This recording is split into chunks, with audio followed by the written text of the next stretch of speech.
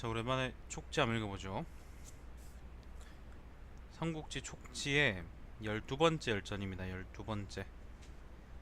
두주두어 맹내윤이 초국전입니다. 두주두어 맹내윤이 초국전. 두미, 주군, 두경, 허자, 맹광, 맹광, 내민, 윤묵, 이선, 초주, 극정. 요렇게 몇 사람입니까? 10명이네, 10명. 다들 그렇게 막 그 비중 있는 그런 사람들은 아닌데 사람이 많아가지고 좀 길지 싶습니다. 자, 맨 두미입니다. 두미입니다. 두미는 자가 국보이고 제동군 부현 사람이다. 제동이 아마 자동일걸. 뭐 부현이 그 욕이네요. 어릴 때 광한군의 임안에게 학문을 배웠다. 유장이 임안을 초빙해 종사로 삼았지만 그는 질병으로 인해 관직을 떠났다. 유비가 촉군을 평정한 뒤 두미는 늘 귀머거리라고 하며 문 밖으로 나가지 않았다. 자, 건흥 2년입니다. 승상 제갈량이 익주목을 겸하면서 인재를 뽑아 맞아들인 사람은 모두 전부터 덕망이 높았던 이들로 진복을 별가로 삼고 오량을 공조로 삼았으며 두미를 주부로 삼았다. 두미가 간곡히 사양했지만 제갈량은 그를 수레로 오도록 했다. 두미가 이르자 제갈량이 그를 만났는데 두미는 제갈량에게 사양의 뜻을 말했다. 제갈량은 두미가 다른 사람의 말을 듣지 않는다 여기고 그 자리에서 편지를 써주어 이렇게 말했다. 안녕하세요. 나는 그대의 덕행을 듣고 굶주리고 갈증나는 것처럼 오랫동안 흠모해 왔는데 맑은 물과 탁한 물은 흐름을 달리하니 인연을 맺어 만나볼 수가 없었습니다. 왕원태, 이백인, 왕문의, 양계휴, 정군간, 이영남 형제, 문중보 등이 요 사람들이 다 이제 총나라의 그 인재들일 거예요. 왕원태는 왕모고요. 이백인은 안 나와있네. 왕문의는 왕련이고 양계휴는 양홍이고요. 정군가는 그냥 안 나와있고 이영남은 이소랍니다. 이소.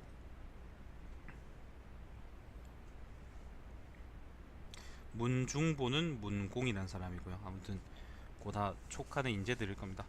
자, 등이 늘 그대의 고결한 뜻을 찬탄하였으므로 나는 만난 적은 없지만 예전부터 사귄 것 같습니다.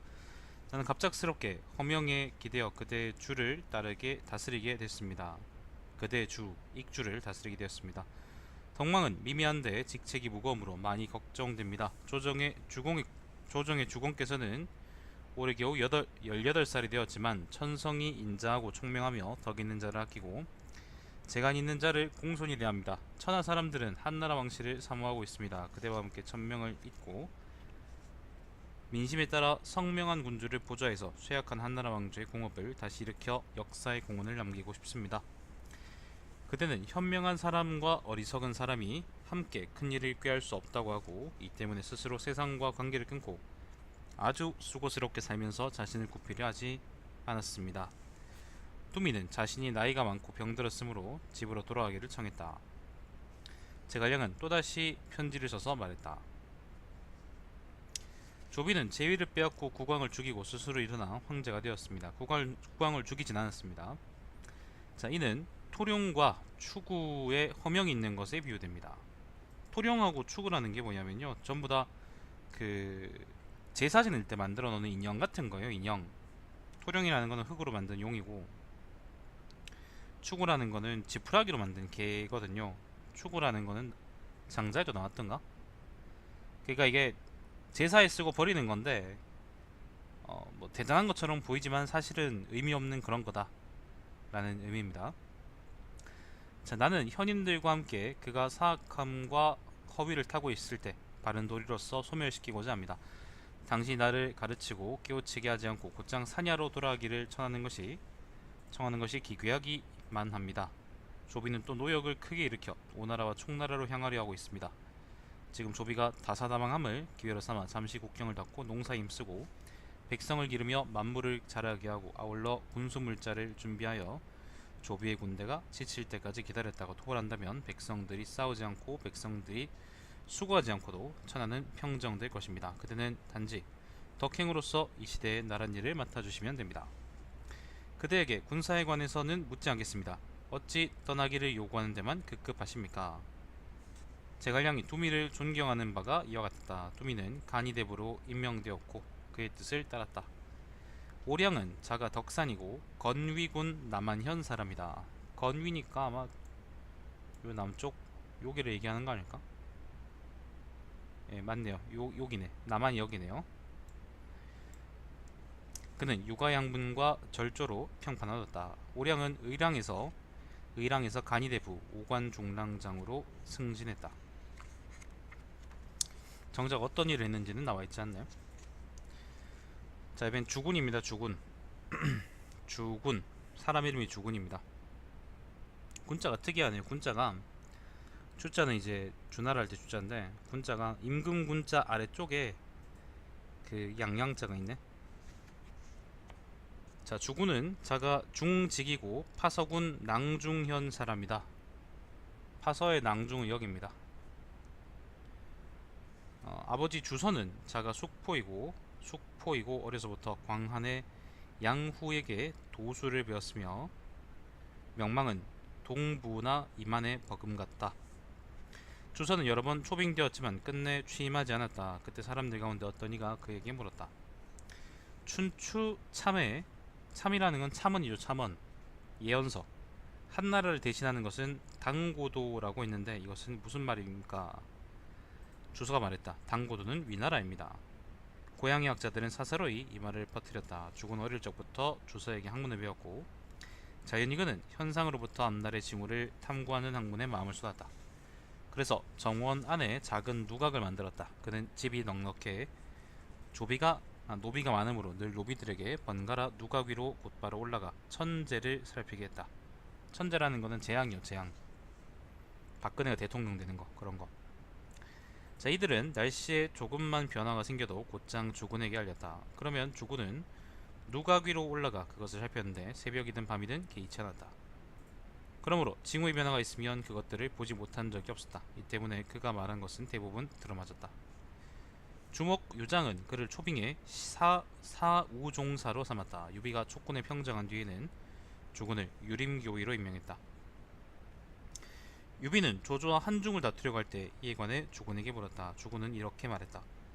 그 땅은 얻을 수 있지만 그곳 백성은 얻지 못합니다. 만일 일부 군대만을 출정시킨다면 틀림없이 불리할 테니 경계하고 신중을 기해야만 합니다. 그때 주의 후부 사마로 있던 촉군의 장유도 점술에 밝았으며 천부적인 재능은 주군을 뛰어넘었다. 그는 유비에게 다음과 같이 간언했다.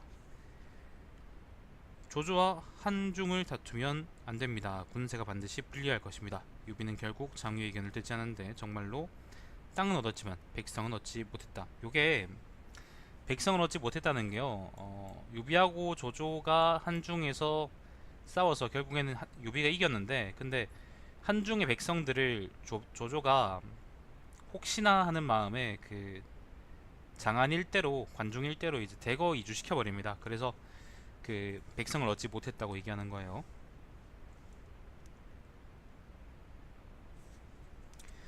유비는 장군 오란과 뇌동 등을 보내 무도군으로 들어가도록 했는데 다 죽고 돌아오지 못했으며 모두 주군의 말대로 되었다.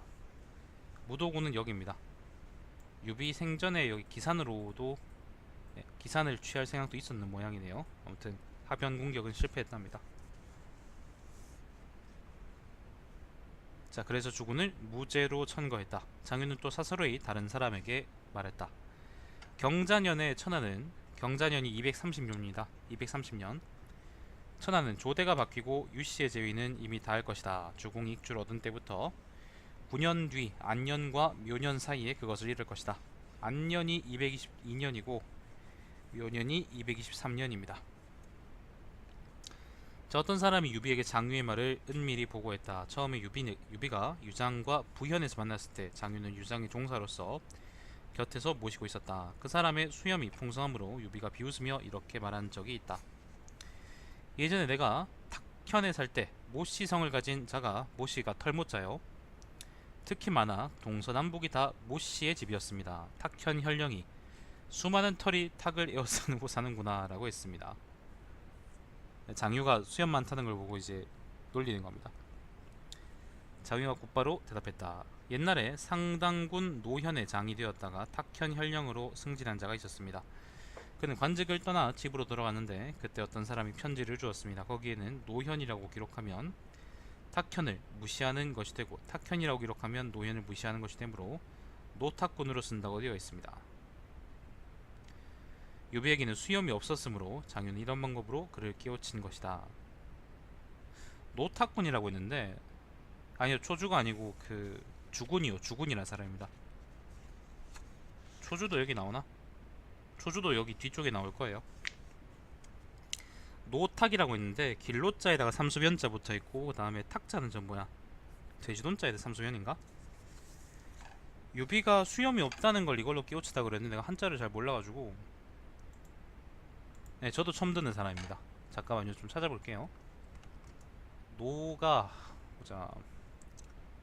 길로자에다가 삼수변자 붙어 있는데 저게 무슨 글자일까요? 확장 한자인가 본데.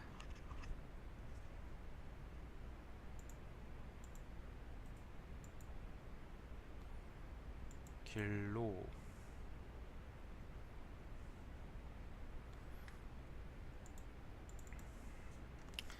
에다가 삼수변자 붙어 있는 게 아마 여기 없겠지. 아씨, 이걸 어떻게 찾아야 되나? 필기인식을 해야 되나?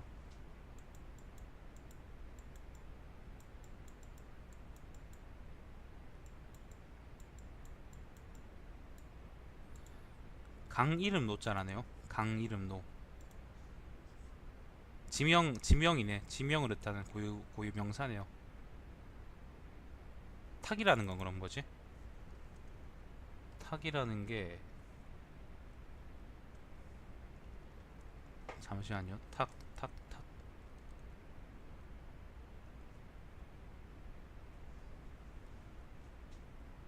아이고 씨, 탁자도 여기 확장 안 짜는 거보다. 탁자가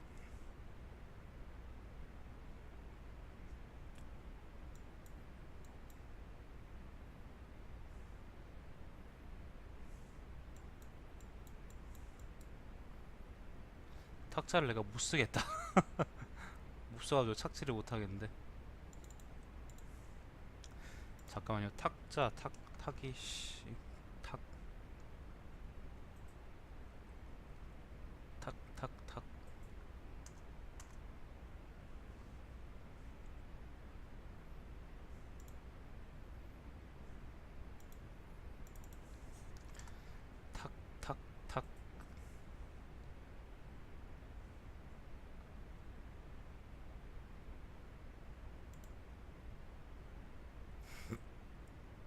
칠탁. 치다. 조들이다. 쪼다.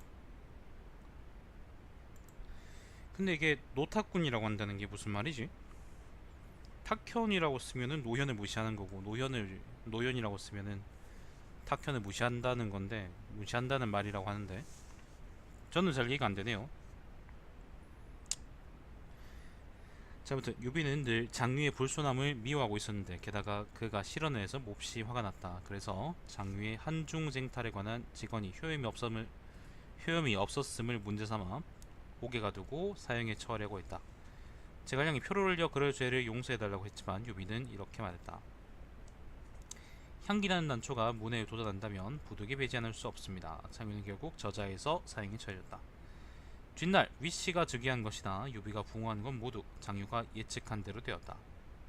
위씨가 즉위했다는 게 위나라가 이제 그러니까 위나라 조비가 황제가 됐다는 걸 의미하죠. 장유는 관상술에도 밝아서 늘 거울을 들고 자기 얼굴을 볼 때마다 자기가 곧 죽게 될 것이라고는 것을 알고는 일찍이 땅에 거울을 던져 깨지 않은 적이 없었다.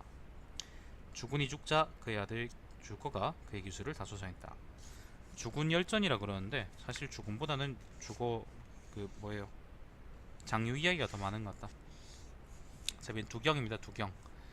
두경은 자가 백유이고 촉군 성도현 사람이다. 성도는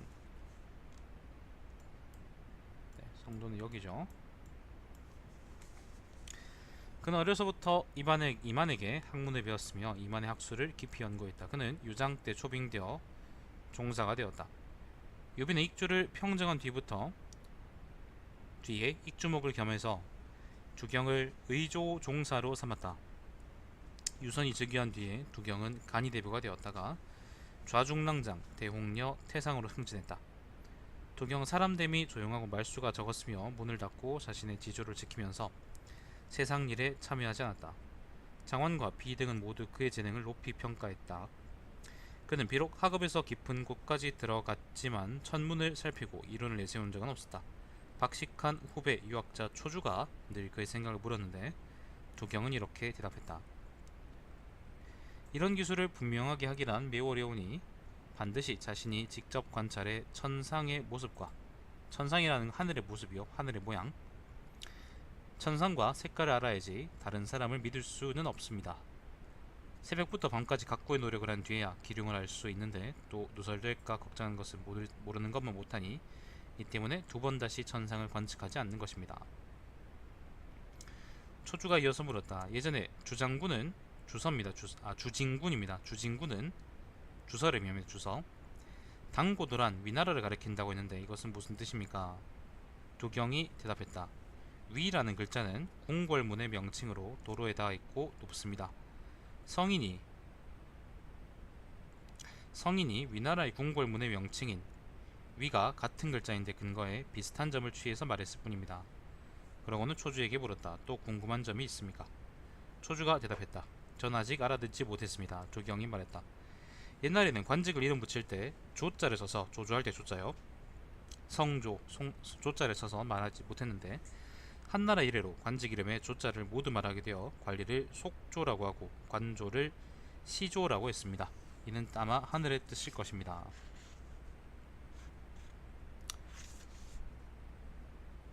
조씨가 황제에 오른다 뭐 그런 말이겠지. 자, 두경은 연희 13년에 250년에 80여 세로 죽었다. 그는 한시 장구 10여만 자를 저수를 했는데 자식들에게 전수하지 않았으므로 그의 참위학을 배워 전승한 자는 없었다. 초주는 두경의 말을 기초로 해서 비슷한 사상을 보고 다음과 같이 서술했다. 춘추전을 보면 진나라의 목후가 북쪽 진나라요. 춘추시대 때 태자 이름을 구라고 하고 그 동생 이름을 성사라고 했다. 진나라 대부 사복은 주군이 아들 이름을 지은 것이 이상하구나. 사이좋은 짝을 비라고 하고 원수 같은 짝을 구라고 하는데 오늘 주군은 태자 이름을 구라고 하고 동생 이름을 성사라 했으니 혼란의 징조가 나타나기 시작한 것이며 형이 피해될 것이다 라고 했다. 그 뒤 정말로 사복의 말대로 되었다. 한나라 영제는 두 아들의 이름을 사후와 동후라고 했는데 이들은 즉위해서 황제가 되었다가 나중에 모두 면직돼 제후가 되었으니 사복의 말과 비슷하다. 선주는 휘를 비라고 했는데 유비입니다. 유비. 그 글자를 풀이하면 완결하다 라는 뜻이다. 후주는 휘를 선이라고 했는데 유선이요, 그 글자를 풀이하면 주다 라는 뜻이다.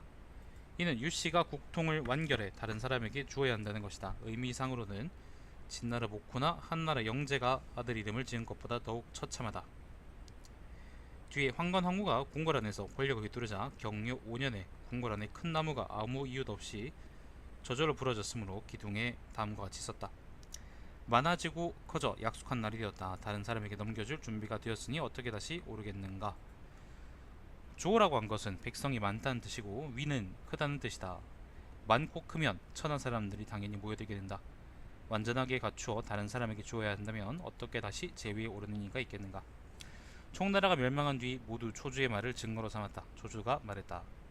이것은 비록 나 스스로 출원한 것이지만 말미암은 말미암은 바가 있으니 두군의 말을 확충시켰을 뿐이다. 두군이라는 게 두경입니다. 두경. 특별히 신기하게 혼자서 이런 특이한 것은 없다. 범씨 안녕. 생일 축하합니다. 생일빵을 취해야 되는데. 자, 맨 허자입니다. 허자는 자가 인독이고 남양 사람이다. 남양은 형주 북쪽이죠. 북형주죠. 유희에게 사사받았고 정현의 학문을 자라했으며 역경, 상서, 삼례, 모시 논어를 연구했다. 허자는 권한 연간에 허정 등과 함께 교주로부터 촉군으로 들어왔다. 그때 또 위군 사람 호잠이 있었는데 자는 공홍이고 그가 익수당에서 머물고 있는 까닭은 몰랐다. 호잠은 비록 학문이 넓진 않았지만 뛰어난 기억력을 갖고 있어서 조상의 제사의식 순서나 장례의식 규칙과 각각 본관계에 따른 오복의 예절을 모두 손바닥에 손가락으로 그리거나 땅 위에 그려냈으며 손을 들어 사물을 꺼내듯이 지식을 꺼냈다.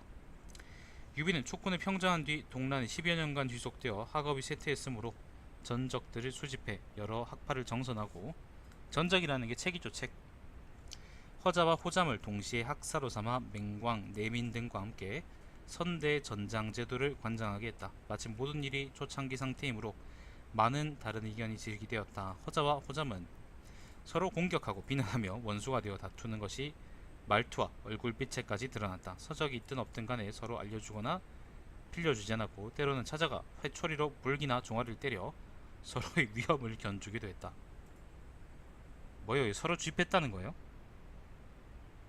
유비는 그들이 이와 같이 하는 것이 걱정스러워서 신하들을 모아 대연회를 여는 자리에서 노래하는 예인들에게 두 사람 모습으로 분장하고 그들이 다투는 것을 흉내내도록 했다. 이들은 주연이 무르익고 음악이 연주될 때까지 이것을 오락으로만 생각했다. 예인들은 처음에는 말뜻으로 서로 비난했지만 끝에 가서는 칼과 몽둥이로 상대방을 굴복시키려 했다. 유비는 이것으로 그들을 감화시켰다.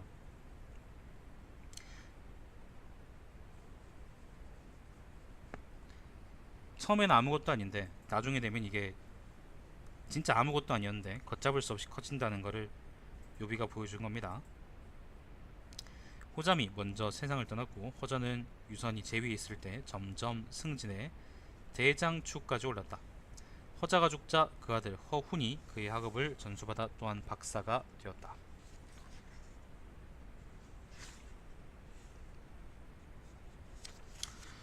라고 하네요. 자, 그 다음입니다. 맹광입니다. 맹광은 자가 효유이고 하남군 낙양현 사람이다. 후한 때 태위를 지낸 맹욱의 동족이다. 맹욱은 영제 말년에 강부리가 되었다. 강부리 관직 이름입니다. 자, 헌제가 장안으로 도읍을 옮기자 맹광은 그대로 촉으로 달아나 들어갔는데 낙양에 살다가 촉으로 들어왔네요. 그죠? 유언부자는 그를 빈객의 예로 대우했다. 맹광은 박학하고 고대 문화에 상세한 지식이 있으며 모든 책을 독파했는데 특히 삼사를 전문적으로 연구했고 한나라 왕조의 예체도에 정통했다. 삼사라는 게 사기하고 한서하고 그 다음에 동관한기를 의미합니다. 동관한기. 그는 공양고의 춘추를 좋아하고 요게 아마 춘추 공양전이겠죠. 좌시전을 비난하며, 좌시전이 이제 춘추 좌시전이죠. 좌구명이 줄을 단 거죠. 비난하여 늘 내민과 함께 이 두 책의 의의를 다툴 때마다 큰 소리로 변론했다. 유비가 익주를 평정하자 그는 의랑으로 제수되어 허자 등과 더불어 전장제도를 관장했다. 유선이 제위에 오르자 맹광은 부절령 둔기교위 장락소부가 되었다가 대산홍으로 승진했다.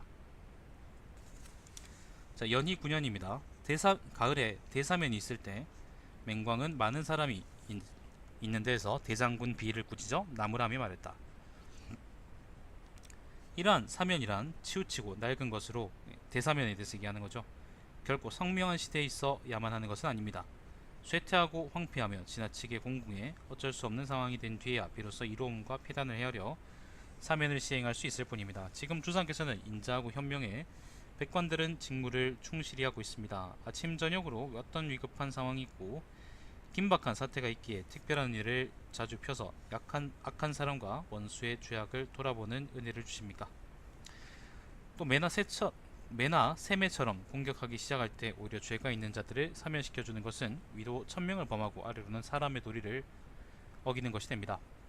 저는 늙고 허약해 정치의 본질에 달통하지는 못하지만 속마음으로 이러한 법은 오래 지속되기 어렵다고 생각합니다. 어찌 정권을 쥔 자의 위대한 영명함으로써 밝은 덕행을 기대하겠습니까?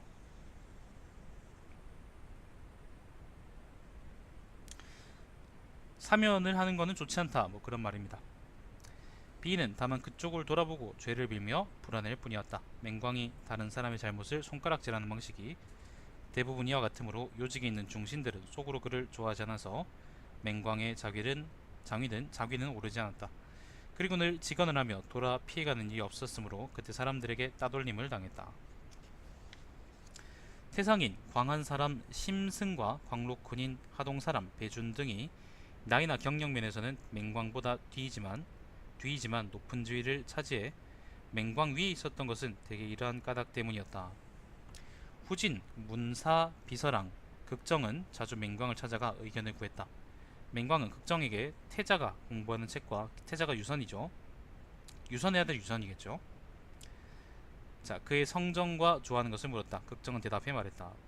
부모를 섬김에 신중하고 공경스러우며 아침부터 저녁까지 게으르지 않아 고대 세자의 풍물을 갖추고 있습니다. 신하들을 접대할 때 거동은 인설을 기본으로 합니다. 어짐과 설하는 게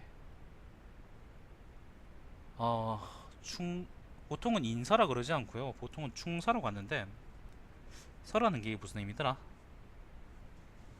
하기 싫어하는 거에 대한 배려였나? 자, 인설을 기본으로 합니다. 맹광이 말했다. 그대가 말한 바와 같은 것은 가가호호 있을 수 있습니다. 내가 지금 알고 싶은 것은 그의 권모와 재간이 어떠한가 하는 점입니다. 극정이 말했다. 태자의 처세 방법은 부모의 뜻에 따르고 그들의 즐거움을 힘껏 쫓는 것입니다. 그는 자기 뜻대로 어떠한 행동을 할 수 없습니다. 그리고 재간은 마음속에 숨겨놓고 권모는 그때 상황에 응하여 발휘합니다. 그가 권모와 재간을 갖고 있지 않는지 어찌 예측할 수 있겠습니까? 맹광은 극정이 신중하게 적당한 말을 하고 방종한 말을 하지 않음을 깨닫고 이렇게 말했다. 나는 직언을 좋아해서 회피하는 것이 없습니다. 언제나 병폐를 손가락질하며 세상 사람들에게 비난과 미움을 사게 되었습니다. 그대의 마음을 살펴보아도 내 말을 그다지 좋아하지 않지만 내 말에는 조리가 있습니다. 지금 천은 아직 평정되지 않았으므로 지모가 가장 필요합니다. 지모는 선천적인 요소가 있건 하지만 있어서 얻을 수 있는 것입니다. 이 태자의 독서는 차라리 우리가 힘을 다하고 지식을 넓히고 자문을 기다리는 것을 마땅히 본받아야지 박사가 책량을 탐구하고 시책을 강론함으로써 자기를 구하는 것처럼 하는 것이겠습니까? 마땅히 긴급한 지식을 배우는 데 힘써야 합니다. 극정은 맹광의 견해가 정확하다고 생각했다. 나중에 맹광은 어떤 사건이 연루되어 면직되었다가 90살 무렵에 세상을 떠났다. 오래 살았네요. 90살이면. 자, 이번엔 내민입니다. 내민. 엄청 많네. 짧게 많네요. 자, 내민은 자가 경달이고 의양군 신야현 사람이며 내흡의 후예이다. 의양군 신야현이 아마 그 유비가 있던 그 신야겠지. 아버지 내염은 한나라의 사공이었다.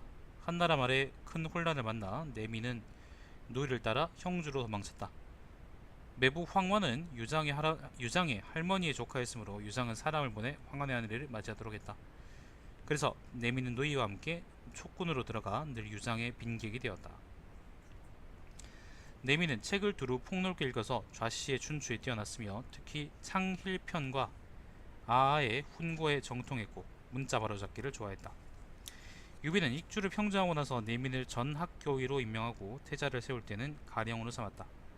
유선이 제위에 오른 뒤에는 그를 호분중랑장으로 삼았다. 승상 제갈량이 한중에 주둔했을 때에는 내민에게 군죄주 보군장군이 되기를 청했는데 뒷날 어떤 사건이 연루되어 관직을 떠나게 되었다. 제갈량이 세상을 떠난 뒤에 내민은 성도로 돌아와 대장추가 되었지만 또다시 면직되었고 나중에 여러 차례 승진해 광록대부가 되었으나 또다시 잘못을 범해 쫓겨났다.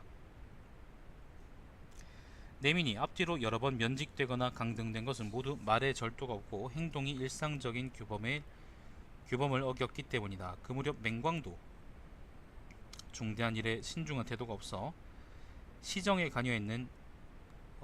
시정에 관여하는 의론을 발표했는데 내민보다 더 심했다. 그러니까 체면 차려하지 않고 그냥 직언했다는 겁니다. 그들은 모두 나이가 많고 박학한 학자로서 당시 사람들에게 존경을 받았다. 내민은 형초의 명문가이며 태자의 옛 신하이므로 특별히 우대를 받았다. 이 때문에 그는 면직된 뒤에도 또다시 기용되었다. 뒤에 유서는 내민을 집신장군으로 삼아 관직에 중함으로써 스스로 경계하도록 하고자 했다. 내민은 경요 연간에 97살로 세상을 떠났다. 아들 내총도 육아경전을 폭넓게 읽었고 내민의 풍물을 갖추었으며 상서, 상충 등과 함께 대장군 강유를 보좌했다. 강유는 그를 좋다고 여겨 참군으로 삼았다. 97살에 죽었다 그러네. 그럼 100살, 거의 100살인 거네. 자, 그러면은 윤묵입니다. 윤묵. 윤묵은 자가 사잠이고 제동군 부연 사람이다. 자동의 부연이죠. 여기죠. 익푸에서는 대부분 금문으로 된 경악을 중시하고 장구의 정확한 도금은 중시하지 않았다. 유묵은 그러한 학문의 협소함을 알고 멀리 형주를 유학해 사마독조, 사마독조 사마위입니다. 송중자, 송충입니다. 등과 함께 고문으로 된 경학을 배웠다. 여기 이제 그 금문하고 고문이란 말이 나오는데요. 일단 익부라는 건 이제 익주를 얘기하겠죠, 그죠? 이게 금문하고 고문이 뭐냐면은 분서갱유 때문인지 아무튼 뭐 때문인지 그 전국시대 말에서 한나라 초기로 넘어올 때 굉장히 많은 책들이 불타 없어진 것 같아요. 실제로 많이 없어진 것 같아요. 실제로 많이 없어지는 건지 실제로 많이 없어졌기 때문에 한나라 초기에는 변변한 육아경전 하나도 그러니까 이제 그렇게 이제 유행했던 육아경전 하나조차도 남아있지 않아가지고 그거를 노인들의 기억에 의존해가지고 새로 글을 받아 썼어야 됐었습니다. 그러니까 옛날에 이제 노노가 있긴 있었었는데 그 노노가 예를 들면은 노노나 대학 같은 게 무슨 말인지 그러니까 어떤 말인지가 남아있지가 않으니까 그거를 옛날에 배웠던 노인들을 불러가지고 그 노인들한테 이제 외우고 있는 걸 쭉 얘기하라 그래가지고 그걸 받아 적어서 이것이 논어다, 이것이 대학이다 그렇게 얘기했던 거죠. 그거를 보고 뭐라 그러냐면 이제 금문이라 그럽니다.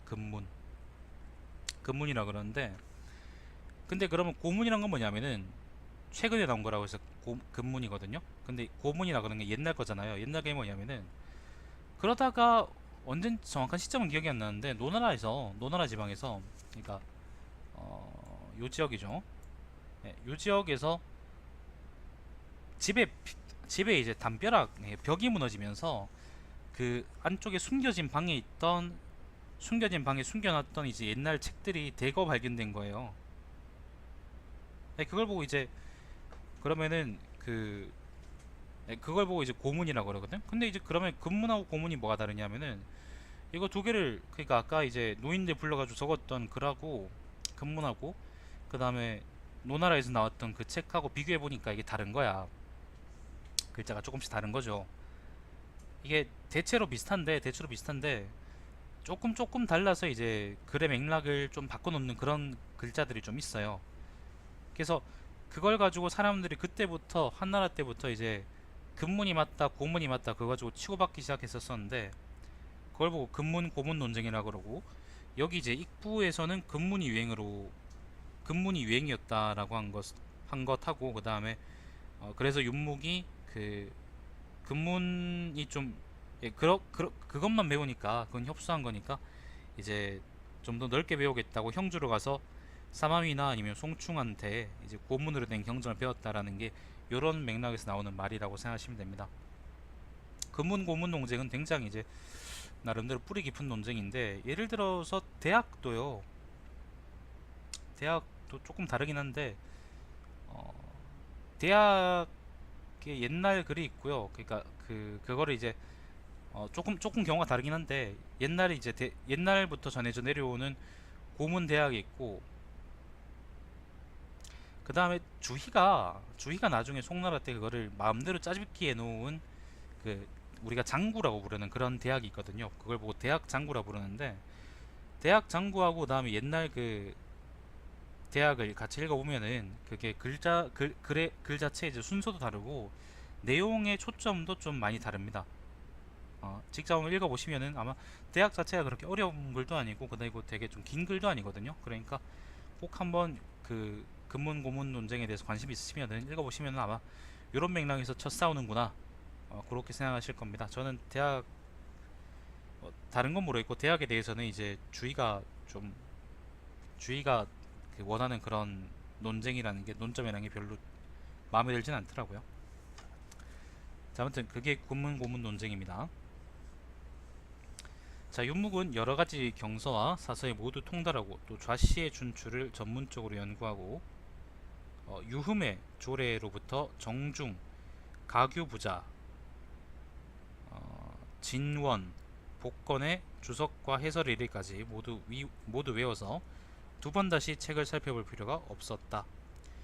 유빈이 입주를 평정하고 주목을 겸할 때 윤묵을 권학종사로 삼았다. 태자를 세운 뒤에는 윤묵을 태자복야로 삼아 좌씨를 유선에게 가르치도록 했다. 유선이 즉위하자 윤묵은 간이대부로 임명되었다. 승상 제갈량이 한중에 주둔하고 있을 때 초빙되어 군죄주가 되었다. 제갈량이 죽자 윤묵은 성도로 들어와 태중대부에 임명되었다가 세상을 떠났다. 아들 윤종이 그의 학문을 이어 박사가 되었다. 자, 그렇습니다.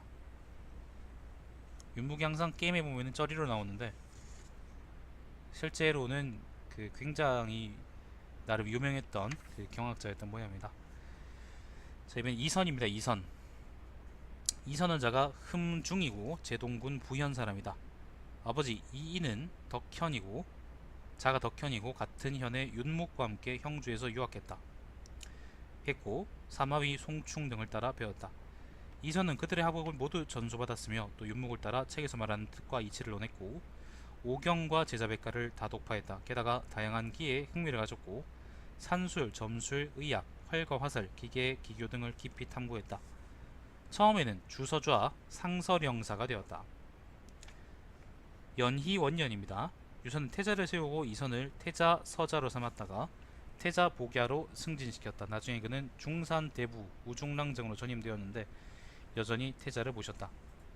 태자는 그의 지식이 풍부함을 아끼고 매우 좋아했다. 그러나 이선은 본성이 경박하고 다른 사람을 놀리기 좋아해서 세상에서는 그를 중시하지 않았다. 그가 지은 고문은 모두 가규와 마용의 견해를 준칙으로 해서 정현의 견해와는 달랐다. 고문이라는 게 역경, 상서, 모시, 삼례, 그 다음에 좌시전, 그 다음에 태현직위라는 걸 의미한답니다. 다 책 이름입니다. 자, 그는 왕숙과는 매우 멀리 떨어져 있었으므로 처음에는 그가 서술한 것을 보지 못했지만 생각하는 것이나 결론을 일치하는 점이 많았다. 경효인간의 세상을 떠났다. 당시 산중 사람 진술도 박학다식하여 성문 7편, 익부기구전 및 익부기구지를 저술했다. 관이는 세 군의 태수를 지냈다. 자, 이번에는 초주입니다. 초주. 항복하라 그래서 욕 많이 먹었던 초주입니다. 초주 열전이 엄청 기네. 왜 이렇게 길어? 초주하고 극정이 이제 마지막인데, 열전이 마지막인데, 근데 이 두 사람이 엄청 기네요. 자, 초주는 자가 윤남이고 파서군 서충국 사람이다. 파서의 서충이라는데 서충국이라는데 파서 남충역이고 모르겠다. 서충이 어딘지 모르겠네요. 아무튼 역 근처 어디겠죠.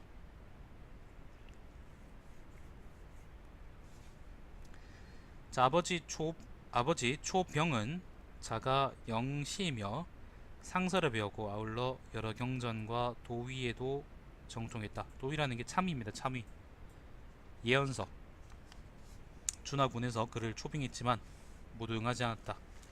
예언서라는 게 예를 들면 뭐 양파가 앞발을 들었더니 세상이 움직였다. 예를 들면 그런 예언서.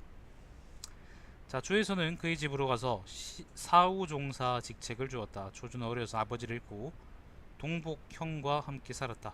커서는 고소에 파묻혀 학문에 정진했고 집은 가난하지만 일찍이 산업을 물은 적이 없으며 경전을 읽을 때는 혼연히 홀로 미소 지으며 잠자고 먹는 것을 잊었다.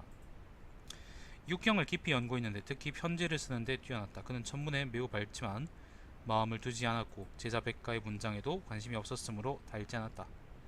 그는 키가 8자나 되고 풍모는 소박했으며 성격은 진실하며 꾸미지 않았고 뜻하지 않은 물음에 대답하는 재간 없었지만 안에 식견을 감춘 명민한 사람이었다.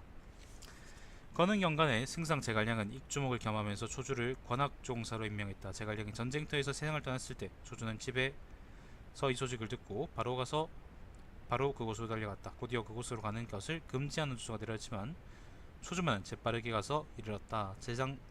대장군 장관이 익주자세를 겸할 때 조주는 전학종사로 옮겨 주의 학자들을 총괄했다. 유서는 퇴자를 세우고 나서 조주를 보기하러 삼았으며 뒤에 가령으로 전임시켰다. 그때 유서는 자주 유람을 나가며 노래 부르는 자와 악단을 늘려나갔다. 조주가 소를 울려 가난했다. 옛날에 왕망이 패하자 호걸들이 한꺼번에 일어나 주화군을 차지하고 신기를 갖기 원했습니다.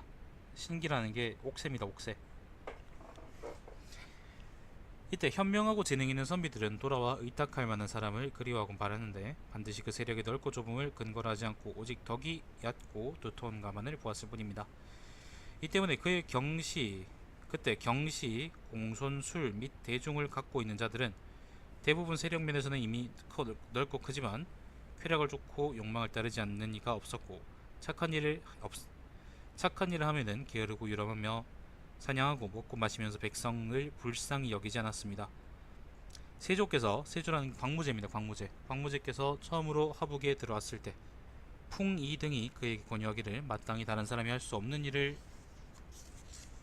해야만 합니다 라고 했습니다. 그래서 세조는 억울하게 죄를 뒤집어 쓴 이들을 재심해서 처리하는 데 힘쓰고 음식을 절약해 법률과 제도에 따라 행동했으므로 북쪽의 주에서는 칭송하는 노래를 부르며 감탄했고 명성이 사방으로 멀리까지 퍼져나갔습니다. 그 결과 등우가 남양에서부터 그를 따랐고 오한과 구수는 세조를 알지는 못했지만 멀리서 그의 덕행을 전해 듣고 임기응변에게 찍어서서 어양과 상곡의 돌격 기병대를 들어 광아에서 세조를 맞이했습니다.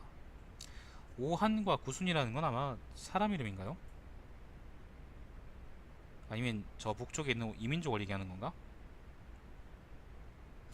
이밖에 세조의 덕망을 흠모한 이로는 비용, 경순, 유식의 무리로부터 병든 몸을 수레에 싣고 관을 지고 오거나 포대기로 어린이를 등에 업고 오는 사람에 이르기까지 수를 헤아릴 수 없을 정도였습니다. 그러므로 약한 것으로서 강한 것을 만들 수 있었고 왕랑을 멸망시키고 동마를 평정하고 정미를 무찔러 제왕의 대업을 이루었습니다. 낙양이 이른 뒤 세조가 일찍이 잠깐 외출하려고 거머를 준비시켰는데 요기가 가나여 말하기를 천은 아직 안녕하지 못한 상태입니다. 신은 폐하께서 자주 외출하는 것을 원치 않습니다 라고 했습니다. 그러자 세조는 바로 수레를 돌렸습니다. 외효를 정벌했을 때 영천의 도적들이 봉기했습니다. 세조는 낙양으로부터 돌아와 구순만 보내 가도록 했는데 구순이 말하기를 영천에서는 폐하께서 원정을 하였기 때문에 간사한 자들이 봉기에 반란을 일으킨 것입니다. 그들은 폐하께서 돌아온 줄을 아직 모르고 있으니 때에 맞춰 항복하지 않을까 걱정됩니다.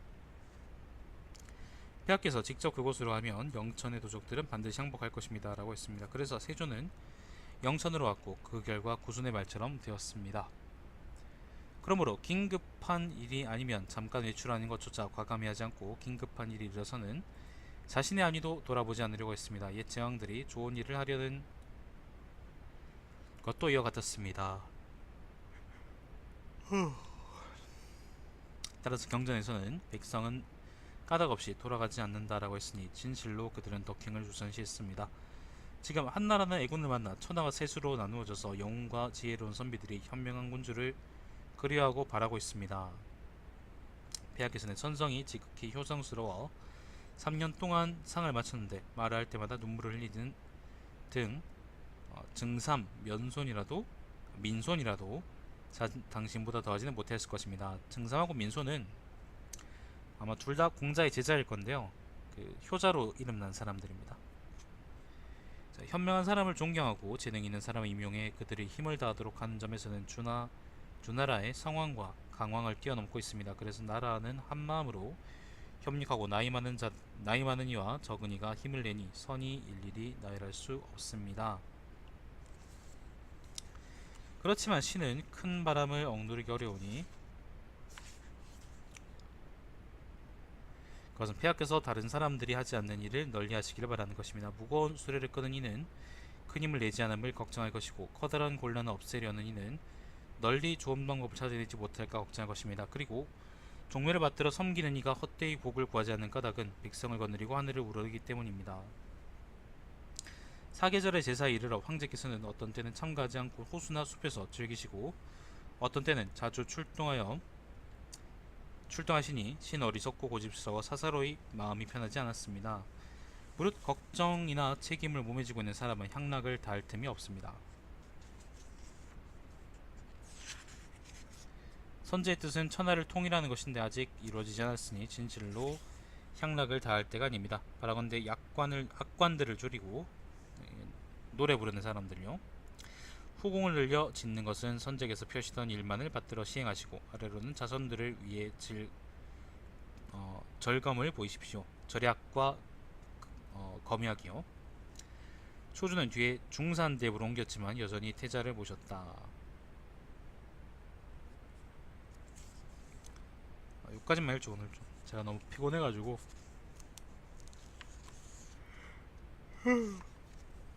점점 집중력이 떨어지는 게 내가 느껴질 정도입니다. 이런 상태로는 읽을 수가 없죠. 자, 초주하고 극정 남았는데 요건 내일 다시 읽도록 하겠습니다. 자, 시청해주신 여러분 감사드리고 제 방송 유튜브에 달마시안 TV에서 다시 볼 수 있습니다. 방송 여기서 종료하겠습니다.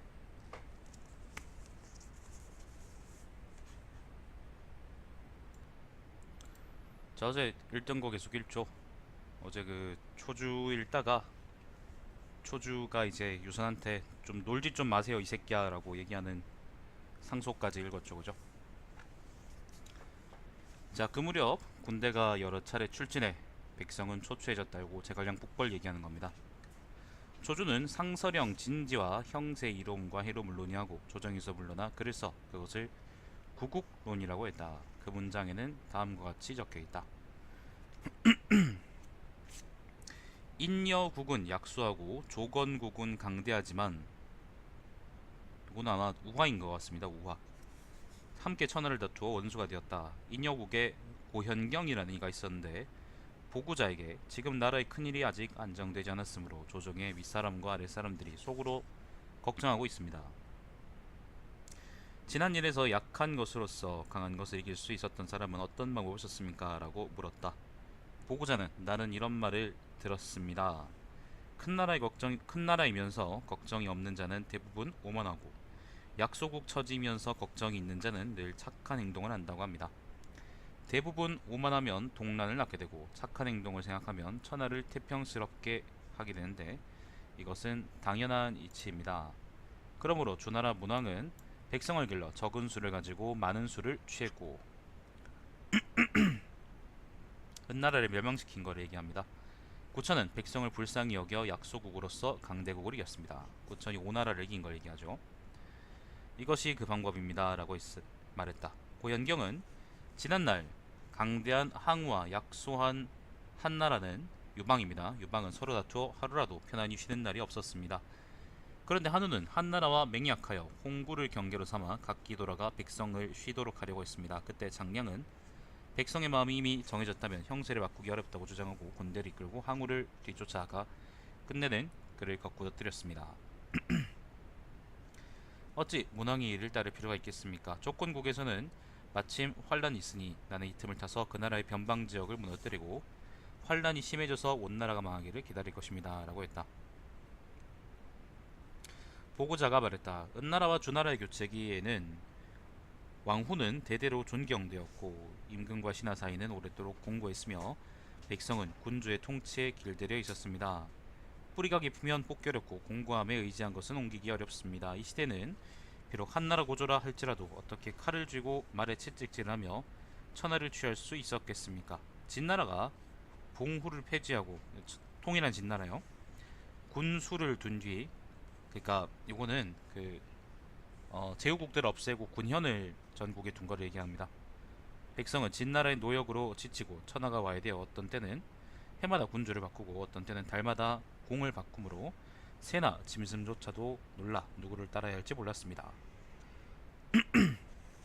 그래서 호굴들이 한꺼번에 다투며 호랑이나 이리가 얻은 물건을 찢어 나누듯 영토를 나누었는데 재빠르게 공격한 자가 가장 많이 얻고 행동이 느린 자는 병탄되어 버렸습니다.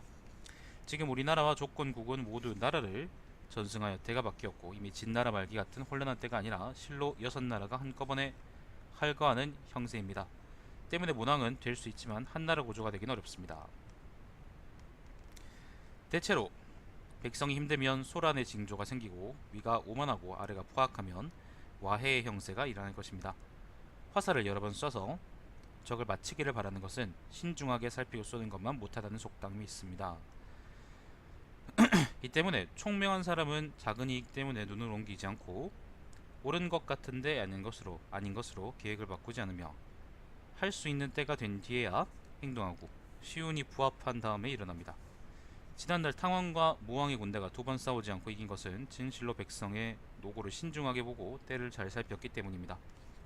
만일 무력을 다하여 몇 번이고 정벌하여 토지가 붕괴되는 형세가 생기고 불행히 어려움을 만나게 된다면 비록 총명한 사람이라도 다른 방법을 세울 수 없을 것입니다. 만일 종행으로 기이한 계책을 내어 신출귀몰하며 파도를 뚫고 수레가 가는 길을 계속 끊고 계곡을 지나고 산을 넘어와 배와 노에 의지하지 않고 나루터를 건너간다면 나는 어리석은 사람이므로 이르지 못하게 될 것입니다. 라고 올렸네요. 이게 무슨 말이냐면 지금처럼 제갈량이 계속 이제 군대를 일으켜가지고 위나라를 치게 된다면 결국엔 우리가 망하게 될 거다, 그런 얘기를 하는 겁니다. 차라리 가만히 앉아서 형세를 보는 게 낫다는 말이에요. 초주는 나중에 광록대부로 승진해 구경다음관은 지휘가 되었다. 초주는 비록 정사에는 참여하지 않았지만 유아한 풍행으로 존경을 받았고 때때로 중대한 문제를 자문하러 오면 언제나 경전의 근거에 대답했다. 그리고 후진 중에서 지적 관심이 강한 이들은 또한 그에게 의심나는 문제를 자문했다. 조정의 중신이네요. 자, 경효 6년입니다. 263년입니다. 자, 겨울에 위나라 대장군 등해가 강유를 깨고 막힘없는 기세로 진군했다. 여기서 강유라는 게요, 우리가 아는 그 사람 강유가 아니고 여기 있는 강유를 의미합니다. 강유. 등해가 이제 마찰령을 넘어서 은평에서 강유로 왔죠, 그죠? 그런데 총나라는 본래 적군이 온 곧 바로 다다르지 못할 것으로 생각해 성을 지키기 위한 준비를 하지 않고 있었다. 등해가 이미 은평으로 들어왔다는 소식을 듣자 총나라 백성들은 동요되어 불안해하며 모두 산과 들로 달아나 이를 막을 수 없었다. 유수는 신하들을 모아 상의했지만 누구도 좋은 계책을 내지 못했다. 어떤 사람은 촉은 본래 오와 동맹국이므로 오나라로 달아날 수 있다고 주장하고, 어떤 사람은 남중의 7군이 험준하고 두절되어 있어 스스로 방어하기 쉬우므로 남쪽으로 도망칠 수 있다고 주장했다. 오나라로 도망치지 않은 사람도 있고, 그 다음에 여기 남쪽에 운남 지역으로 도망치지 않은 사람도 있고,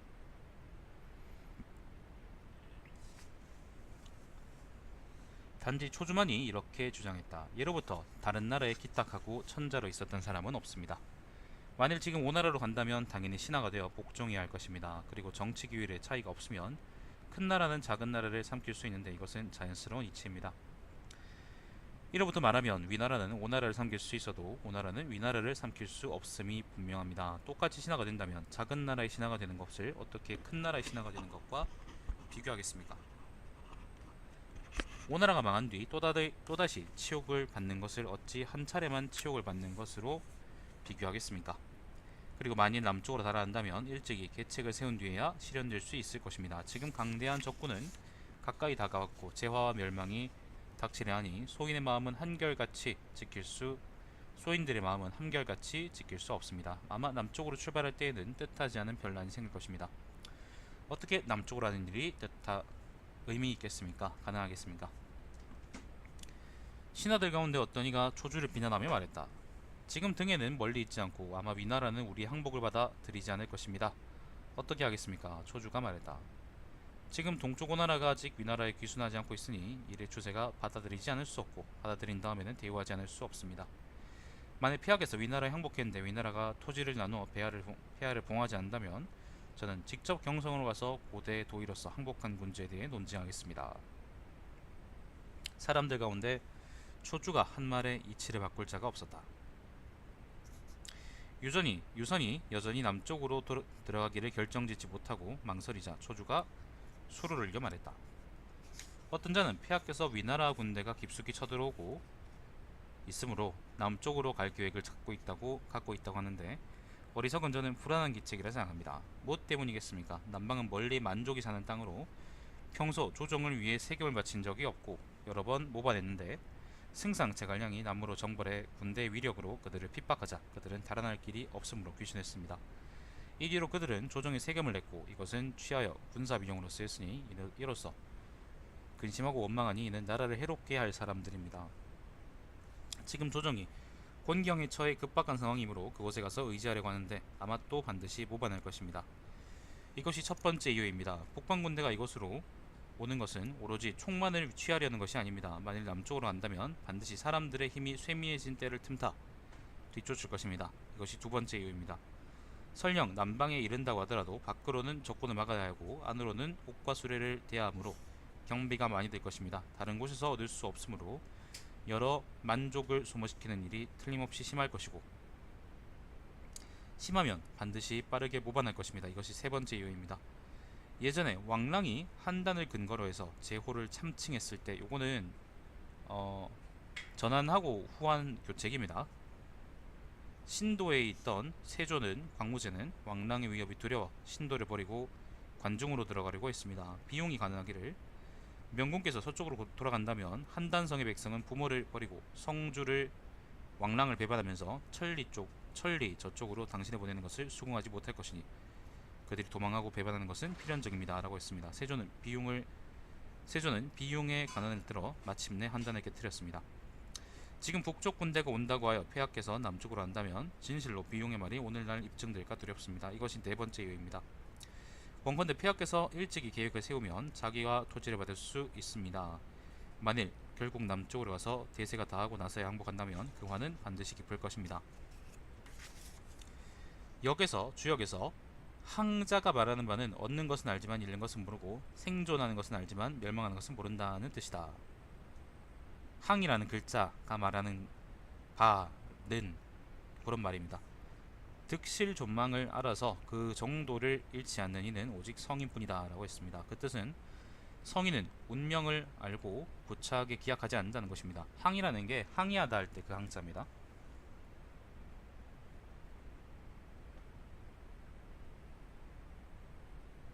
그러므로 요하수는 자식이 착하지 않자 다른 사람에게 천자제를 주려는 하늘의 뜻을 알고 천자가 될 만한 인물을 찾아 지위를 주었습니다. 이들은 비록 그릇이 되지 못했더라도 재화가 싹트기 전에 다른 사람을 맞이해서 제위를 주었습니다. 하물며 재앙이 이르렀으면 어떻겠습니까? 옛날 미자는 은나라 주왕의 형으로서 직접 손을 묻고 죽은 자와 똑같이 옥을 입에 물고 무왕에게 귀순했습니다. 어찌 좋아서 한 것이겠습니까? 어쩔 수 없었던 것입니다. 그래서 결국 유선은 초주의 건의를 따랐다. 유선에게 근심이 없고 한나라 백성이 의지할 곳을 얻은 것은 초주의 계책을 썼기 때문이다. 그러니까 적당히 항복했기 때문에 적당히 대우를 받았고 끝까지 이제 잘 먹고 잘 살았다 뭐 그런 말이죠. 자, 그때 진나라 문왕이 이거 사마소입니다. 사마소 개새끼입니다. 진나라 문왕이 위나라의 상국이었는데 초주가 나라를 보존한 공로가 있으므로 양성 정후로 봉했다. 상국이라고요? 동탁 같은 새끼네. 또 문서를 내려보내 초주를 초빙했다.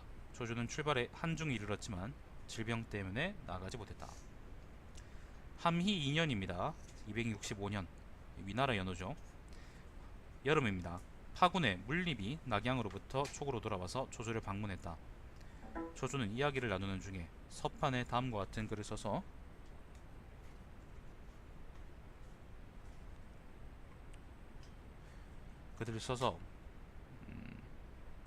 물립에게 보여주었다. 전오는 갑자기 월유에 죽는다. 전오라는 게 사마를 뜻하고 사마씨를 뜻하고 월유는 8월을 말한다. 8월 되자 정말 개새끼 사마소가 세상을 떠났다.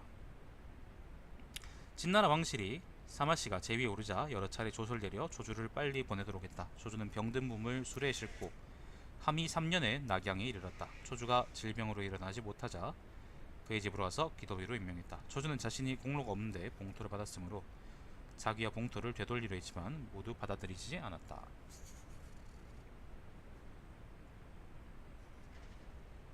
함이 5년입니다. 268년. 나라는 게 진수입니다. 진수. 삼국지 쓴 사람. 나는 일찍이 본군의 파서군의 중정을 맡고 있었는데, 중정이라는 게 인재를 등급대로 추천하는 관직이래요. 인물을 평가하는 일을 마치고 휴가를 요청해 집으로 돌아오면서 초주에게 가서 이별을 구했다. 초주가 나에게 말했다. 옛날 공자는 72살에 유향과 양웅은 71살에 세상을 떠났습니다. 지금 제 나이는 70이 넘었습니다. 줄곧 공자의 유풍을 흠모해 유향, 양웅과 괴를 함께 할 수 있었습니다. 아마 다음 해를 넘기지 못하고 반드시 영원히 떠나게 될 테니 다시는 서로 만나지 못할 것입니다. 나는 초주가 앞일을 아는 기술이 있음을 의심했는데 그는 공자의 말을 빌려 서술할 뿐이었다. 자, 함이 6년입니다. 가을에 초주는 산기상시가 되었지만 질병이 심해 임명받지 못하고 겨울이 되자 세상을 떠났다. 초주가 저술을 하거나 편찬한 것으로는 법훈, 오경론, 고사고 등 100여 편이 있다. 초주의 세 아들은 초희, 초현, 초동이다. 작은 아들 초동은 초주의 학업을 매우 좋아하고 또 충성과 질박함을 행동 기준으로 삼아 효령으로 선거되었으며 석현의 혈령, 동궁 세마로 제수되어 불렸지만 취임하지 않았다. 라고 했네요. 사마소가 열전에 2번이나 나와서 기분이 더럽습니다.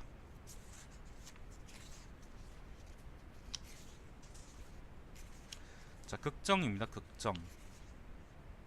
이번 극정입니다. 요 열전의 마지막입니다. 자, 극정은 자가 영선이고 하남군 언사현 사람이다. 할아버지 극검은 영제 말년에 익주자살을 지냈는데 도적에게 죽음을 당했다. 마침 처나가 매우 어지러워서 극정의 아버지 극읍은 촉군에 남아 있었다. 극읍은 장군 맹달의 영도독이 되어 맹달을 따라 위나라에 항복해 중서령사가 되었다. 극정의 아버지는 맹달을 따라서 극정이 이제 아버지는 여기 어디에요? 상용에 있다가 맹달을 따라서 그냥 위나라에 항복했던 모양이네요. 맹달한테 종군하다가. 자, 극정의 본명은 극찬이다. 어려서 아버지가 죽고 어머니가 재혼해서 혼자 외롭게 살았지만 빈곤함 속에서도 편안하게 살고 학문을 좋아해 고대 전적을 폭넓게 읽었다. 극정은 약간의 나이가 되자 문장을 훌륭하게 지을 수 있었고 궁궐로 들어가 비서리가 되었다. 영사에서 낭으로 승진하고 영까지 올랐다. 극정은 선천적으로 영예나 이익은 가볍게 보았지만 문장에는 특히 마음을 기울여 사마상여, 왕포, 양옹, 반고, 부의, 장형, 채옹 등이 남긴 문장이나 사부라는 게 글입니다. 글. 당대에 우아하고 아름다운 편지나 정무한 논설에 이르기까지 익주에 있는 것은 찾아 연구하며 거의 다 읽었다. 사마상여, 왕포, 양옹, 반고, 부의, 장형, 채옹 요 사람들은 전부 다 이름 났던 문장가들입니다. 전한시대부터 후한까지. 극정은 궁정안의 직책에 임명된 뒤로 황후와 함께 일을 처리하며 30년을 보냈다. 황후는 비천한 신분에서부터 고귀한 신분에 이르러 권력을 쥐었지만 극정은 황후에게 사랑을 받지 못했으며 또한 황후에게 미움도 받지 않았다. 이 때문에 복록은 600석에 지나지 않았지만 황후의 참언에 의한 무한은 면했다. 친하지도 않고 그렇다고 싫어하지는 않았다. 천성적인 관료네요. 극정은 합시대의 학자들을 본받아 문장을 빌려 자기 생각을 나타내고 석기라고 제목을 붙였다. 이 문장은 최인의 달지를 이은 것이다. 그는 다음과 같이 썼다. 어떤 사람이 나를 책잡아 말했다. 지난 기록에서 다음과 같은 것을 알게 되었습니다. 무릇 사업은 시대와 함께 일어나고 명성은 공과 더불어 조화를 이룹니다. 그러므로 명성과 사업은 앞시대의 현인들이 긴급하게 처리했습니다. 이 때문에 제도를 세우고 규범을 만들 경우 시대의 요구에 부합하지 못하면 세울 수 없었고 널리 칭찬해 이름을 남길 경우 공로가 없으면 기록되지 못했습니다. 명성은 반드시 공을 세운 뒤에 나타나게 되고 사업도 때를 기다린 뒤에야 세울 수 있습니다. 사람이 죽어 이름이 사라지는 것은 군자가 부끄럽게 여기는 바입니다. 따라서 도리에 통달한 인물은 도를 연구해 겉으로 드러나지 않는 미세한 진리를 탐구하고 천체가 운행할 때 나타나는 운명의 징조를 살펴서 인간 세상이 흥성하고 쇠함을 고찰하며 변설가는 유세하러 달려가고 지혜로운 자는 시기에 순응하며 모사는 계략을 추인하고 용감한 무사는 위험을 떨치며 구름이 합치고 안개가 모이고 바람이 거세고 번개가 번쩍이며 때를 살펴서 일의 마땅함을 파악해 세상의 관직과 지위를 취하며 작은 것을 굽혀 큰 것을 펴고 공적인 것을 보존하고 사사로운 일을 홀시하여 비록 한 자를 굽혀 8자를 폈지만 마지막에는 빛을 드날립니다. 지금은 새 나라가 정립해 천하는 아직 안정되지 않았으며 드넓은 사이 안에는 재화와 멸망이 닥쳐 도덕과 인의를 잃어버렸으면 한탄하고 있고 불쌍한 백성은 떠돌며 고난을 겪고 있으니 이는 분명 성인과 현인이 고재할 때이며 열사가 공을 세울 기회입니다. 그대는 고명한 재간과 보옥 같은 미덕을 지녔고 아울러 전적을 폭넓게 읽고 연구했으며 도덕 학술에 마음을 두어 먼 곳까지 이르지 못함이었고 깊은 데까지 통하지 않는 점이 없습니다. 당신은 임명을 받아 궁궐의 비밀 문건을 처리하고 제왕 곁에서 조용히 국가 중심의 직책을 맡았으며 27년 동안이나 옮기지 않아 궁궐로 들어온 일에 나가지 않고 고금의 진위를 탐구해 현재 필요한 임무의 득실을 계산했습니다. 당신은 비록 때때로 계치가늘을 바치고 우연히 가난한 한마디에서 자기 관직을 책임지고 이로써 국가의 목록을 부끄러워하지 않았지만 실제로 충성을 다하고 가슴속을 내보이며 바른 말을 열거하고 직언을 받들며 백성에게 은혜를 베푸는 점에서는 우리처럼 비천한 사람의 귀에도 할 수 없음이 전해졌습니다. 당신은 어찌 또한 수레를 멈추고 굿비를 늦으니 하여 말머리를 돌려 길을 바꾸어 수레바퀴를 늦추고 말을 생각해 가지 않습니까? 물의 깊이를 자세히 살펴 건너고 아름답고 평탄한 길을 구하고 출란을 심어 세상이 향기가 나도록 하며 출란이라는 것은 가을 난초라는데요. 우리 같은 무리가 행정 사무에 참여하도록 돕는다면 또한 흥성하는 일이 아니겠습니까? 글이 왜 이렇게 기냐 이거? 잠깐만요. 글이 대부분이네요. 열전에서. 나는 듣고 탄식해 말했다. 아, 결국 이와 같이 말하는구나. 인심의 차이가 확실히 사람의 얼굴 같다. 그대의 말은 빛나고 화려하며 아름답고 곱지만 대통구멍으로 표범을 보고 광주리로 바다를 들어올리면서 자기 식견을 고집하고 있으니 우주의 형체에 대해 말하거나 여러 사물의 정련됨을 서술할 수 없구나. 어떤 사람은 생각을 하지 않은 채 머리를 들어 눈썹을 떨며 말했다. 이게 무슨 말입니까? 이게 무슨 말입니까? 나는 그에게 대답했다. 우제는 겉으로 순종하는 것을 경계했고 공성은 자기를 좋아하는 사람을 허물로 여겼습니다. 우제라는 거는 이제 아마 우임금을 얘기하는 건가? 공성이라는 것은 공자랍니다. 당신의 말은 확실히 내가 생각했던 바이니 그대를 위해 나는 이 문제를 논의해 해석하려 합니다. 아주 먼 옛날에 사람들은 처음으로 몽매한 상태에서 벗어나게 되어 삼황은 하늘의 비기에 순응하고 오제는 상스러운 운명을 이어받았으며 하상 때 이르러 서는 앞전적에 이미 적혀 있습니다. 희주가 쇠망하고 희주라는 건 주나라죠. 주나라의 왕성이 희거든요. 도의가 황폐해지자 패자가 왕실을 보좌했는데 영씨는 잔악하여 온 영토를 삼켜버렸습니다. 영씨라는 게 진나라 얘기합니다. 진나라, 통일한 진나라. 자, 그래서 합종연행의 책략가들이 구름처럼 일어나고 속이는 기술이 별처럼 늘었으며 아첨하는 행위는 벌처럼 일어나고 교활한 말은 풀에 싹이 돋는 것 같았습니다. 어떤 사람은 진실을 꾸며 거짓을 공격하고 어떤 사람은 사악한 마음을 끼고 영예를 구했으며 어떤 사람은 도리를 거짓되게 함으로써 윗사람에게 등용되기를 구하고 어떤 사람은 기교를 부려 자신을 뽐냈습니다. 정의에 등을 돌리고 사악함을 숭상해 정직함을 버리고 아첨으로 향했고 충성에는 일정한 내용이 없고 도의의 개념에는 보편적인 원칙이 없었습니다. 그러므로 상황의 법이 정점에 이르자 사악함이 일어나고 이사의 법도가 실패하자 간사함이 나타났으며 여불위의 문종은 크지만 종족은 멸망했고 한비자는 능변으로 섰지만 처형되었습니다. 이것은 무엇 때문이겠습니까? 이익이 그 마음을 바꾸고 총애가 그 눈을 비추며 빛나는 용 장식과 찬란한 거마와 옷이 한때 행운을 쥐고 전전 반측하며 불안해하고 사악하며 을란하게 거리낌 없이 스스로 헤쳐서 수레방울 소리는 아직 조화를 이루지 않았는데 문문 죽어서 끌채 곁에 쓰러져 있고 궁궐 정원은 아직 밝지도 않았는데 마룻대가 부러지고 석가래가 무너졌기 때문입니다. 하늘이 신령을 거두고 땅이 그 은택을 걸으며 사람이 그 몸을 매장하고 귀신이 그 이마를 베어냅니다. 처음에는 높은 산 위로 올라갔으므로 마지막에는 깊은 계곡으로 떨어졌으며 아침에는 위세를 머금었으므로 저녁에는 말라 비틀어진 혼백이 된 것입니다.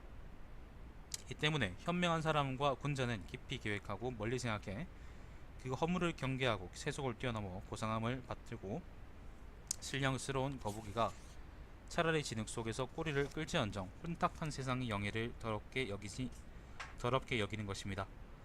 그와 같이 하는데 어찌 군주를 경시하고 백성에게 방자하게 굴고 시대의 임무를 가벼이 여기겠습니까? 주역은 나아감과 물러남에 관한 경계를 나타냈고 시경은 안정과 공경의 감탄이 있는데 이는 신령이 들은 것이고 규율이 그렇게 하도록 만든 것입니다.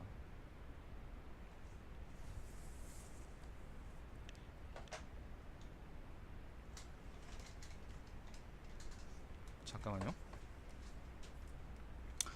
우리는 대한을 창업한 이래 하늘의 명에 응하고 백성의 마음을 따랐으며 정치의 용성함이 봄날의 햇살처럼 밝게 빛납니다. 그렇지 않았죠? 고개 숙여 대지의 법칙을 따르고 얼굴을 들어 하늘의 현상을 법으로 취했습니다. 황제의 은택을 펼쳐 세상을 비추고 풍부하고 순박한 교화를 빛내며 군주와 신하가 법도를 집행해 각자 그 본성을 지켰습니다. 군주는 의견을 듣고 받아들여 도량의 넓음을 나타내고 신하는 정치를 보조하는 책임을 지며 선비들은 겉으로 꾸며 총애받는 자를 없도록 하고 백성은 전이라는 행위를 실천해 찬란히 빛나도록 힘써 이와 같이 충성스러운 사업을 숭상합니다. 그러나 도의에는 융성함과 세함이 있고 사물에는 흥함과 황폐함이 있으며 음행할 때도 음란하단 말입니다. 음행할 때도 정숙할 때도 있고 밝을 때가 있으면 어두울 때도 있습니다. 양의 기운은 가을에 쇠하고 음의 기운은 초봄에 누그러집니다. 희화가 가면 망서가 뒤를 잇고 희화는요 태양을 얘기하고 망서라는 것은 달입니다. 달. 해가 지면 달이 뜨고 달의 기운이 닿으면 태양이 빛이 내립니다. 후한에 충제와 질제가 일찍 죽고 환제와 영제가 실정을 하자 영웅이 천하를 구름처럼 넣고 호걸이 그 시대를 압도하여 집집마다 다른 주장을 가지고 사람들마다 다른 계획을 품었기 때문에 권모가들은 자기 마음속에 있는 것을 서술하고 사기를 치는 사람들은 그들의 언론을 토해냈습니다. 지금 하늘의 기강이 이미 엮어졌고 덕정은 서방 이웃에 세워졌으며 선조의 커다란 법칙을 이어 선비들의 관직에 대한 야심을 제한하고 5가지 가르침을 진흥시켜 이니 예지신이죠. 습속을 훈도하며 9가지 덕을 풍부하게 하여 백성을 구조하고 신명한 제사를 정돈해 행하며 제왕의 규율을 고찰해 참된 천자를 보좌하고 있습니다. 비록 할거하는 자는 아직 통일되지 않았고 거짓된 군주도 아직 없어지지 않았지만 성인이 후대에 남긴 훈계 즉 전체가 평등해 가난한 자가 없습니다. 그러므로 군주와 신하는 조정에서 아름답게 서로 돕고 백성은 들녘에서 기쁜 마음으로 제왕을 받으니 행동할 때는 일정한 규칙을 되풀이하는 것 같고 조용히 있을 때는 규칙이 포개진 것 같습니다. 우수한 인재들은 원계 같은 인물이며 허물이 있으면 반드시 아는 것이 안자와 같은 인덕이 있습니다.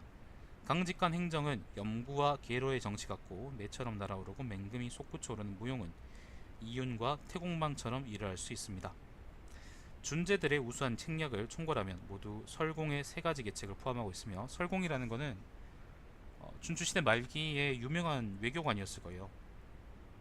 초나라 사람인데 장량과 진평의 신비한 책략을 펴고 있습니다. 그러므로 정벌에 힘써 세상 사람들을 부지런하게 했으며 영재를 등용함에 있어서는 한가하지 않겠는데 어찌 잡초 속에서 마른 대나무 잎을 찾으며 한가로이 있겠습니까? 글이 엄청 긴데 지금 읽고 있는 게 전부 다 그 극정이 쓴 글 안에 나오는 내용이에요. 정작 이제 진수가 그 스스로 쓴 거는 그렇게 많지 않아요. 앞에 조금 그 다음 뒤쪽에 조금 있네요. 자, 그렇지만 저는 재능이 없어서 조정에서 해를 거듭하면서 제 한 몸을 황상에게 의탁하고 마음을 기댔습니다. 창해의 광활함과 기품을 좋아하고 숭산의 우뚝 솟은 모습에 감탄하며 공자가 자하를 칭찬하는 것을 듣고 향교가 각 자기에게 좋음을 감기했습니다. 향교라는 게 우리가 아는 그 향교입니다. 향교, 학교. 저 평중의 보좌 역시 평중이라는 게 안평중입니다. 안영입니다. 안영. 안영의 보좌 역시 선을 진헌하고 악을 물리치도록 했으므로 저는 우매하고 어두운 주장이라도 때때로 진언하고 있습니다. 마치 주인이라는 거는 사람들을 이제 교화하고 계도하는 그런 관리랍니다. 주인이 길거리에서 민요를 채취하고 놀고 있는 어린아이가 밭에서 부르는 것과 같이 복과 길상이 더하기를 바라므로 힘껏 제왕에게 간언합니다. 만일 간언이 제왕의 마음과 부합하면 우매한 주장이 성명한 군주와 일치하는 것이므로 계속 관리가 되어 신령스러운 부명에 따를 것입니다. 만일 간언이 군주의 뜻과 다르다면 제 평범한 자질에서 비롯된 것이므로 관직에서 물러나 자신의 어리석음을 지키겠습니다. 나아가고 물러남은 운명에 따르는 것이니 거짓으로 꾸미지 않고 세상을 속이지 않으며 본성에 순응하고 천명을 즐겨 따르는데 어찌 유감스럽겠습니까? 이것이 궁궐로 들어온 뒤 나가지 않고 관직이 있지만 없는 것 같았던 까닭입니다. 저는 사람들이 모두 취해 있을 때 늘 끼어있던 구런을 편협하다고 생각하고 반드시 취해 있는 어부의 태도를 불순하다고 여기며 유하해가 몸을 낮춰 업신여김에 맞는 태도를 경시하고 배기와 숙제에 고상한 원망을 좁다고 느꼈습니다.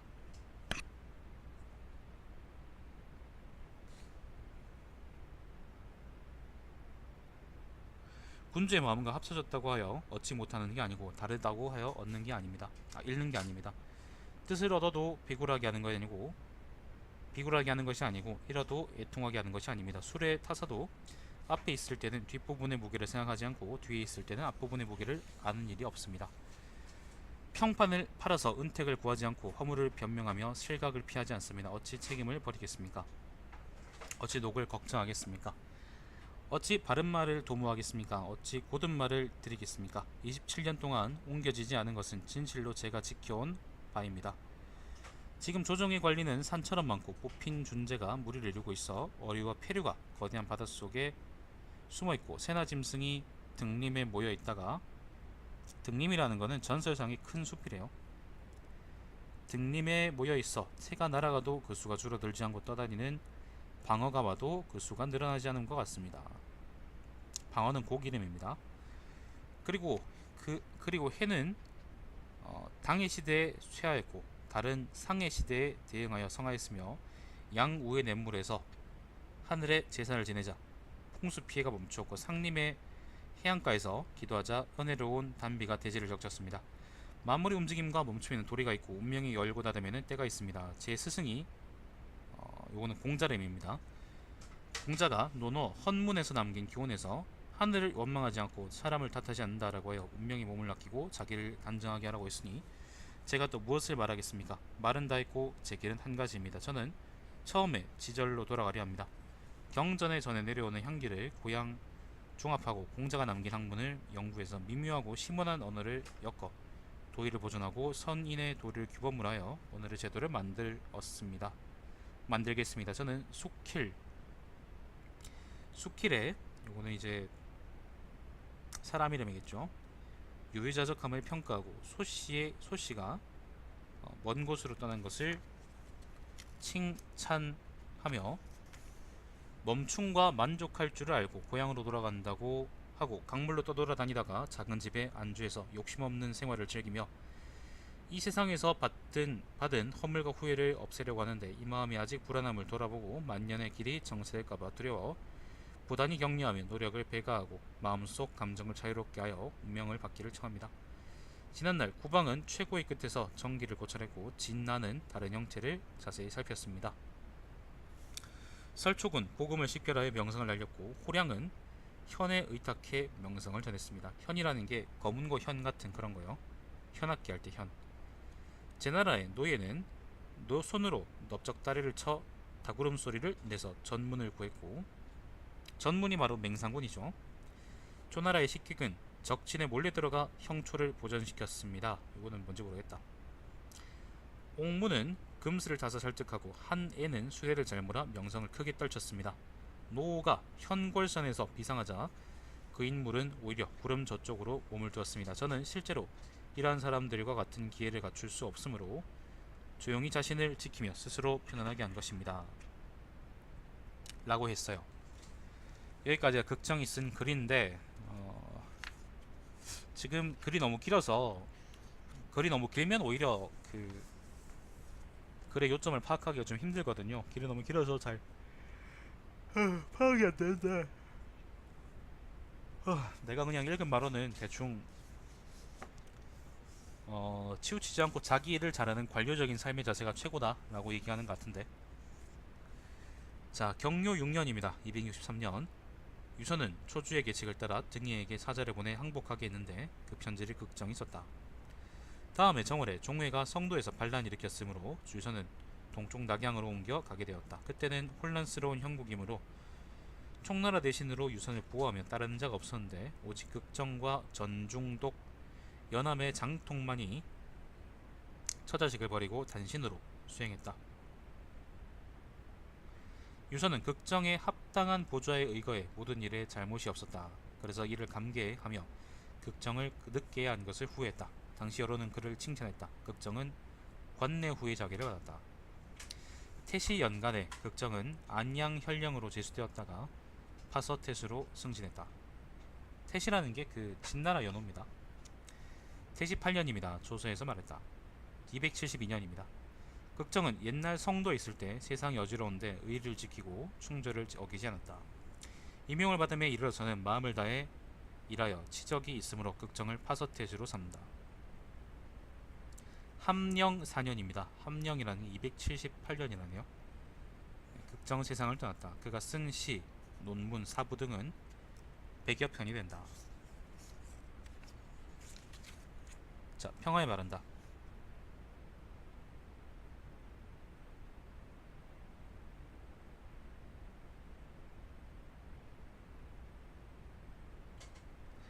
자, 두미는 수양하며 숨어 살면서 조용함을 지키고 당시 조정의 부름을 받지 않았다. 이것은 백이와 사호의 삶과 비슷하다.